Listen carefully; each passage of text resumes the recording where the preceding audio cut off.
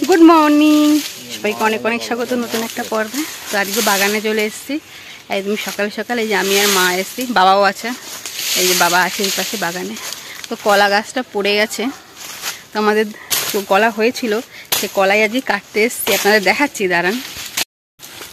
এই যে কলা গাছটা পড়ে গেছে, এই যে কলা হয়েছে, আর একটু গাছে থাকলে বড় হতো, কিন্তু গাছটা এই যে মুচ, এটা থোড় হবে না মায় কলায়, হ্যাঁ থোড়টা বার করতে হবে। এই যে কলা, দয়া কলা, একদিন রান্না করবো এই দয়া কলা।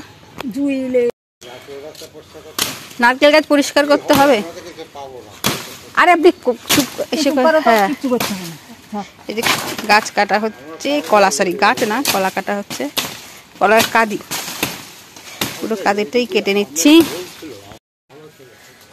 ওই যে কলার কাঁদি নিয়ে মা আসছে।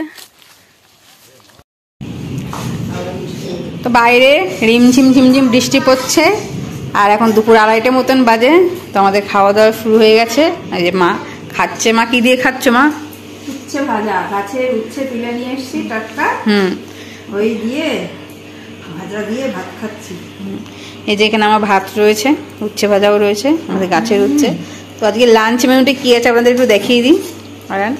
এটা এটা কি মাছ জেনেই ভুলে গেছি, মায়া মাছ। হ্যাঁ এটা হলো মায়া মাছ, ও মৌরলা, হ্যাঁ অনেকে মৌরলা বলে। সর্ষে বাটা দিয়ে মায়া মাছের ঝাল রয়েছে। এখানে আছে হলো চিংড়ি মাছ, চিংড়ি মাছ সর্ষে বাটা দিয়ে ঝাল। আজকে সর্ষে বাটা চারিদিকে। এখানে আছে ভোলা মাছ, এটাও সর্ষে বাটা দিয়ে ঝাল। আজকে হলো 3 রকমের মাছ, কিন্তু সবই সর্ষে বাটা দিয়ে। এই হচ্ছে আমাদের লাঞ্চের মেনু। আজকে ভোলা মাছের সাইজগুলো দেখেছেন, একদম গোটা গোটা, এই যে বড় বড়, খুব সুন্দর মাছটা। এই হচ্ছে আমাদের আজকে লাঞ্চের মেনু।